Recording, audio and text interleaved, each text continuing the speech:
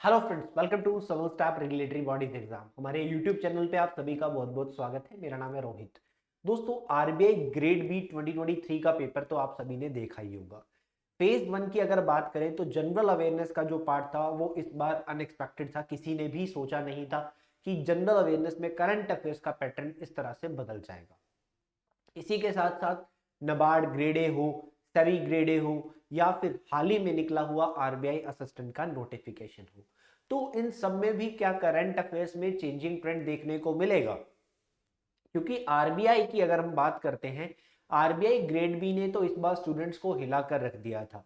तो बाकी के जो अपकमिंग एग्जाम्स है, जैसे कि हाल ही में आरबीआई असिस्टेंट का नोटिफिकेशन आया है, नबार्ड ग्रेड ए का नोटिफिकेशन आया हुआ है, तो इन सब में भी क्या करंट अफेयर्स का पैटर्न बदलता हुआ दिखाई देगा। अगर मैं बात करूं, हम हो भी सकता है, नहीं भी हो सकता। तो चलिए इस वीडियो में हम बात करेंगे the changing trend of current affairs under the regulatory bodies exam. Regulatory bodies के जो एग्जाम आ रहे हैं, चाहे वो सेबी का पेपर हो, चाहे वो नबार्ड का पेपर हो, चाहे वो आरबीआई असिस्टेंट हो या आरबीआई ग्रेड बी, इनके अंदर changing trends of current affairs को हम किस तरह से पढ़ सकते हैं और किस तरह से ये पैटर्न बदलता हुआ दिखाई दे रहा है, इन सब को हम डिस्कस करेंगे। चलिए सबसे पहले एक जनरल पार्ट की बात करते हैं कि जो जनरल हमारे पेपर में सवाल आते हैं, चाहे मैं बात करता हूं आरबीआई के एग्जाम की, चाहे आरबीआई असिस्टेंट हो, चाहे आरबीआई बेसिकली चाहे आरबीआई असिस्टेंट का बात हो, चाहे आरबीआई ग्रेड बी की बात हो, या फिर बात करें नबार्ड ग्रेड ए की। क्लियर? आरबीआई हो, नबार्ड हो, या फिर सेबी हो, जो जनरल अवेयरनेस वाला पार्ट है, जो जनरल अवेयरनेस वाला पार्ट है उसमें जो करंट अफेयर्स के क्वेश्चंस पूछे जाते हैं वो स्पोर्ट्स की कैटेगरी से भी पूछे जाते हैं, वो अपॉइंटमेंट से भी पूछे जाएंगे। जो भी अपॉइंटमेंट्स इंपॉर्टेंट होती है वो इकोनॉमी से रिलेटेड भी होते हैं। इकोनॉमी से जो भी हमारे basically I can say that the PIB news, उसके साथ साथ जो बैंकिंग सेक्टर है उससे भी जुड़े हुए होते हैं। इसके साथ साथ स्टेट के साथ भी जुड़े हुए हैं, स्टेट के जो इनिशिएटिव्स होते हैं, जो स्कीम्स होती हैं। इसके साथ साथ अवार्ड्स के सवाल भी पूछे जा रहे हैं, इसके साथ साथ बुक्स के सवाल भी पूछे जा रहे हैं, इसके साथ साथ सबमिट्स के सवाल भी पूछे जा रहे हैं, इसके साथ साथ एनवायरनमेंट से जुड़े हुए कुछ इंपॉर्टेंट फैक्चुअल क्वेश्चंस हो तो वो भी पूछे जा रहे हैं। सो ये जो वो सवाल था जो कॉमनली हर साल पेपर के अंदर पूछे ही जाते हैं। हर साल पेपर के अंदर ये सवाल आपको पूछे जाते हैं और आपको इनको कवर करते हुए चलना है। बट 2023 का जो आरबीआई ग्रेड बी का एग्जाम था उसके अंदर जो मेनली सवाल आए वो मोस्ट ऑफ द क्वेश्चन, मैं कहूंगा कि मोर देन 90% क्वेश्चन जो थे वो सिर्फ किससे जुड़े हुए थे? बजट के सवाल थे, स्कीम्स के क्वेश्चंस थे, या फिर मैं कहूंगा इकोनॉमी के क्वेश्चंस थे। इस तरह के सवाल देखने को मिले। अदरवाइज डेज के क्वेश्चन भी पूछे जाते हैं, सबमिट्स के क्वेश्चंस भी पूछे जाते हैं, रिपोर्ट्स के क्वेश्चंस भी पूछे जाते हैं, इंडेक्सेस के क्वेश्चन भी पूछे जाते हैं। ये नॉर्मली वो पैटर्न है, वो टॉपिक्स है जिनके क्वेश्चन पेपर में पूछे जाते हैं, हर बार आते हैं। चाहे वो आरबीआई असिस्टेंट का पेपर हो, चाहे वो आरबीआई ग्रेड बी का पेपर हो, चाहे वो सेबी का पेपर हो, चाहे वो नबार्ड ग्रेड ए का एग्जाम हो। तो चेंजिंग ट्रेंड हमें देखने को मिल रहा है। चेंजिंग ट्रेंड में ये जो हमारे पार्ट है, ये जो तीन पार्ट है, इन सब पे ज्यादा फोकस किया जा रहा है। इन सब पे ज्यादा फोकस किए जाने का मतलब ये तो नहीं कि बाकी पार्ट को निग्लेक्ट कर दिया जाए। अगर आरबीआई ग्रेड बी अपने एक वर्ष के एग्जाम में सिर्फ इन तीन टॉपिक से करंट अफेयर्स के सवाल पूछ रहा है, तो ऐसा तो नहीं है कि आरबीआई असिस्टेंट हो या नबार्ड ग्रेड ए हो, इनमें भी इन्हीं तीन टॉपिक से सवाल पूछे जाएंगे। नहीं, ऐसा नहीं है। चेंजिंग ट्रेंड जरूर दिखाई दे रहा है, बट चेंजिंग ट्रेंड को अगर आपने ध्यान से देखा हो तो चेंजिंग ट्रेंड आपको एक तरफ लेके जा रहा है। वो तरफ क्या है? टाइम। टाइम की अगर हम बात करते हैं स्टूडेंट्स, चेंजिंग ट्रेंड ये कहता है कि आपका पेपर ऐसा होगा जो आपका टाइम कंज्यूम करेगा, वो डिफिकल्ट नहीं होगा। अगर आप आरबीआई ग्रेड बी के एग्जाम की बात कर रहे हैं तो आपने अगर पेपर को ध्यान से देखा होगा, पेपर लेंथी है, डिफिकल्ट नहीं है। अगर आपने अच्छे से कुछ सोर्सेज के करंट अफेयर्स को पढ़ा हुआ है तो आप इजीली इस एग्जाम को क्रैक कर सकते थे। बहुत आसानी से जनरल अवेयरनेस के 80 में से 50 से ज्यादा क्वेश्चंस को आप अटेम्प्ट कर सकते थे। सो पेपर जो है वो टाइम कंज्यूमिंग होता जा रहा है। आगे चलकर आरबीआई असिस्टेंट के एग्जाम में भी ऐसा देखने को मिल सकता है कि क्वेश्चंस का लेवल लंबा हो जाए, लेंथी हो जाए। नबार्ड ग्रेड ए में भी ये चीज देखने को मिल सकती है। बट एक चीज तो श्योर है, अगर आपके पेपर में जो क्वेश्चंस आ रहे हैं उसका 50% जो है वो इन 3 पार्ट से पूछा जा सकता है। ये 3 पार्ट के करंट अफेयर्स तो आपको हर सिचुएशन में कवर करते हुए आगे बढ़ना है। तो changing trend of current affairs हमें पिछले 1-2 वर्षों से देखने को मिल रहा है और इस बार भी पैटर्न जो है वो कुछ चेंज होगा, पेपर डिफिकल्ट पैटर्न में देखने को मिल सकता है। बट आप एग्जाम की एक कॉन्स्पिरेसी को ध्यान से समझ लीजिए कि पेपर डिफिकल्ट नहीं होता, टाइम कंज्यूमिंग होता है, आपका टाइम कंज्यूम किया जाता है। अगर आपने ध्यान से ढंग से करंट अफेयर्स को कवर किया हुआ है तो आपको घबराने की कोई जरूरत ही नहीं थी और ना ही आने वाले एग्जाम उसमें है, चाहे वो नाबार्ड ग्रेड ए हो चाहे आरबीआई असिस्टेंट का एग्जाम हो।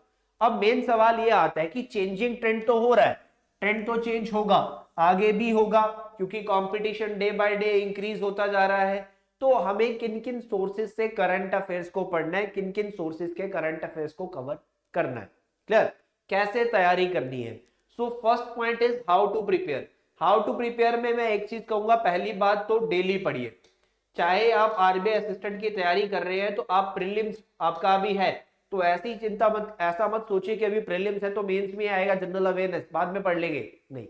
अगर मैं बाकी एग्जाम्स की बात करता हूँ, नाबार्ड ग्रेड ए हो, सेबी ग्रेड ए हो या फिर आरबीआई ग्रेड बी हो, उनमें तो फेज 1 में ही आएगा।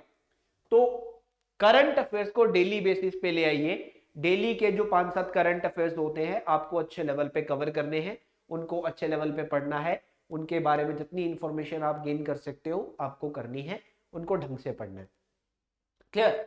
उसके बाद वीकली बेसिस के ऊपर इन करंट अफेयर्स को रिवाइज करना है। वीकली बेसिस के ऊपर इन करंट अफेयर्स को रिवाइज कीजिए। आपने डेली में जो पढ़ा है 7 दिन के इकट्ठे कर 6 दिन के इकट्ठे करके, यानी कि मंडे टू सैटरडे पढ़ा, संडे को उसको रिवाइज किया, संडे को उसको फिर से रीड कीजिए, सब कुछ फिर से रिवाइज कीजिए, जितना स्टैटिक साथ में पढ़ सकते हैं उसको पढ़िए। अब ये एक बेटर अपॉर्चुनिटी या वे रहता है करंट अफेयर्स को पढ़ने का। कुछ स्टूडेंट्स मंथली कंपाइलेशन को पढ़ते हैं, मंथली कंपाइलेशन को पढ़ना थोड़ा सा टफ होता है। इसके साथ साथ कुछ स्टूडेंट्स होते हैं जो डेली नहीं पढ़ते, वीकली ही पढ़ते हैं। बट प्रेफरेबल ये रहता है कि अगर आप डेली बेसिस पे उसको खत्म कर रहे हो और वीक में रिवीजन कर रहे हो तो ये आपको अच्छे मार्क्स जो है एग्जाम में दिला सकता है। अब कौन कौन से सोर्सेज को अगर फॉलो करना है इसकी बात कर लेते हैं।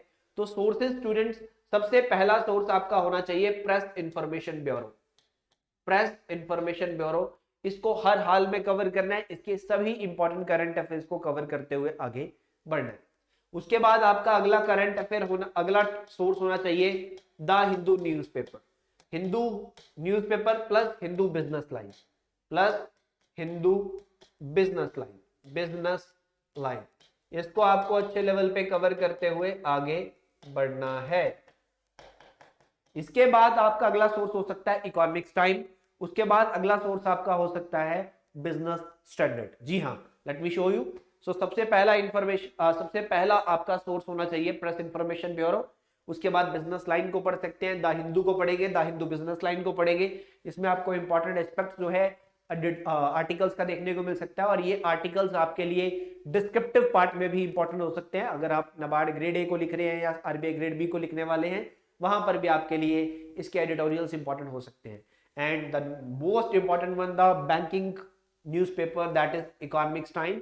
इकोनॉमिक्स टाइम को आप पढ़ेंगे, साथ साथ बिजनेस स्टैंडर्ड को भी आप कंसीडर कर सकते हैं। ये कुछ करंट अफेयर है। इसके साथ साथ अदर न्यूज के लिए आप इंडियन एक्सप्रेस भी पढ़ सकते हैं, ठीक है। और अगर आप आरबीआई एग्जाम के लिए प्रिपेयर कर रहे हैं, चाहे वो आरबीआई असिस्टेंट हो या आरबीआई ग्रेड भी हो, आरबीआई का व्हाट्स न्यूज का सेक्शन आपको पढ़ना नहीं भूलना। व्हाट्स न्यूज का सेक्शन काफी इंपॉर्टेंट हो जाता है आरबीआई का, क्योंकि आरबीआई से जुड़े हुए सबसे इंपॉर्टेंट न्यूज और आरबीआई से जुड़े हुए सबसे जो न्यूज होते हैं वो सबसे पहले यहीं पे आपको अवेलेबल मिलेंगे। तो इसको आपको हर हाल में कंसीडर करते हुए आगे बढ़ना है students.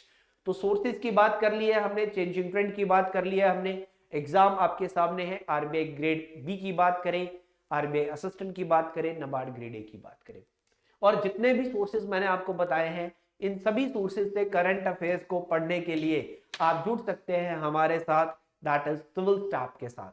Civil staff daily current affairs की एक क्लास आपके लिए लेके आ रहा है रोज शाम को 7:15 में, जिसके अंदर हम ऐसे ही करंट अफेयर्स को कवर करेंगे और ये सारे सोर्सेज को ध्यान में रखते हुए हम करंट अफेयर्स को कवर करेंगे।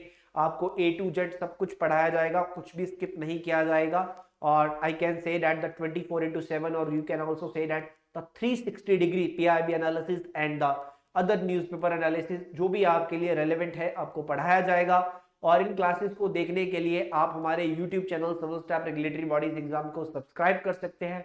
बेल आइकन दबाना नहीं भूलना है और इस वीडियो को ज्यादा से ज्यादा आपको शेयर कर देना है, ताकि जो भी आपके फ्रेंड्स जो हैं वो रेगुलेटरी बॉडीज एग्जाम की अगर प्रिपरेशन कर रहे हैं तो वो सिविल स्टाफ के चैनल पर पहुंच जाए और हम आपके लिए आरबीआई असिस्टेंट का एक फ्री ऑफ कॉस्ट कोर्स भी लेके आ रहे हैं, जिसके चलते हुए आप फ्री ऑफ कॉस्ट अच्छे लेवल पे तैयारी कर सकते हैं।